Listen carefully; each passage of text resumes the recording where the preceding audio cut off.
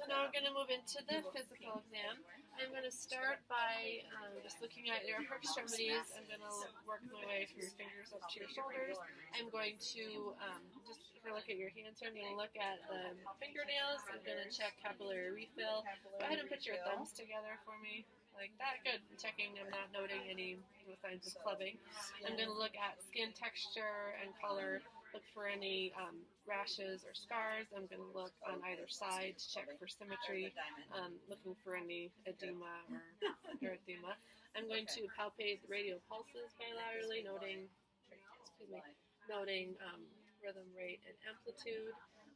If I'm suspecting arterial insufficiency, I will palpate the brachial pulses. I will, So this is one thing that I was going to practice on, but the Allen test, I'm pretty sure you put your face up, and then I'm going to occlude the artery, and then go ahead and open this hand, and then I'm going to let go. So I'm noting that the blood flow is brisk to the hand, and go ahead and open for me. Good. And noting equal brisk return of blood flow to the hands, checking the Allen test.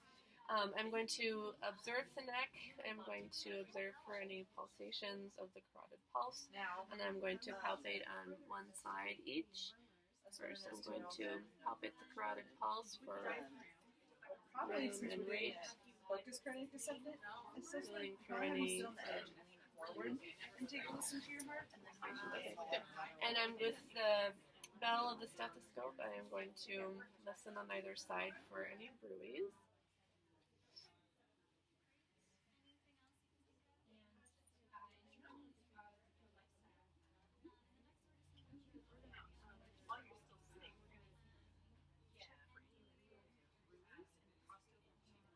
Okay, and none are noted here.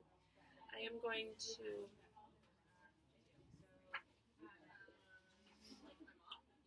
auscultate the heart using the diaphragm of the stethoscope. I'm going to assess the aortic and the pulmonic and the left sternal border and the apex. Okay, and I'm listening for S1 and S2, which is systole and diastole.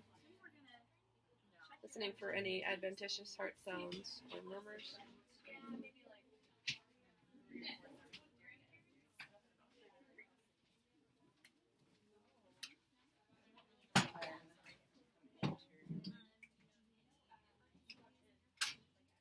And I'm just gonna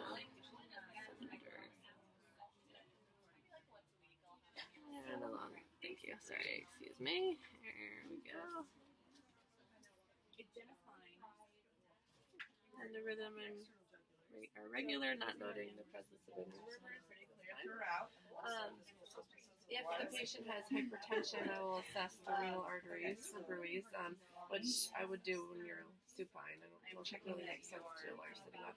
I will come back to the semi-recumbent checking of the neck vessels because I'm a little unclear on how to do that properly, so I'm going to keep moving on. But I'm going to have you go ahead and lay down for me. I'm going to inspect your heart. I will just go down further. There we go. Okay. So I'm going to observe the thorax, and I'm going to observe the precordium for any pulses or heaves. I'm going to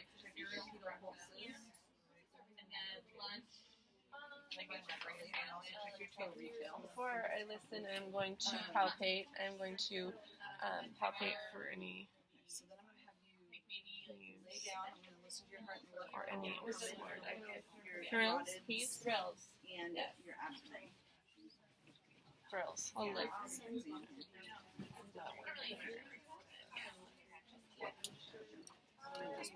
Fingertips. I'm on the ball.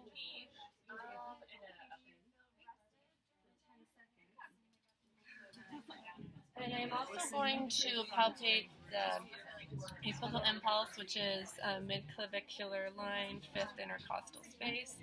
And actually, do you mind bending your right knee for me and just kind of tilting on your left side a little bit? Sometimes it makes the palpating of the Sit up a little bit, but not all the way. apical pulse a little bit easier. Probably need to, yeah. Is it okay if I actually need to get right to your skin? Nothing is visualized. Rest on back. And the apical pulse is palpable, and there's no deviations or retractions. I am going to have you just go ahead and lay back on your back for me. I'm going to inspect your abdomen. I'm just going to lift up your shirt here for a minute. I am going to assess for, I'm sure I have it.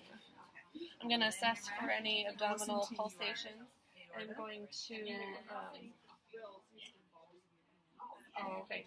So for patients that are over 50, I'm going to palpate the aortic artery, and I'm going to note any pulsating mass greater than 3 centimeters is possibly indicative of an abdominal aortic aneurysm.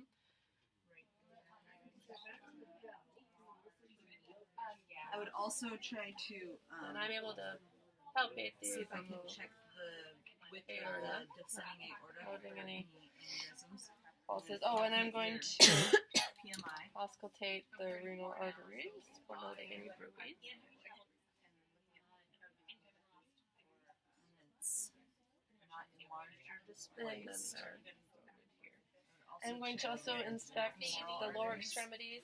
I'm going to palpate the femoral pulses,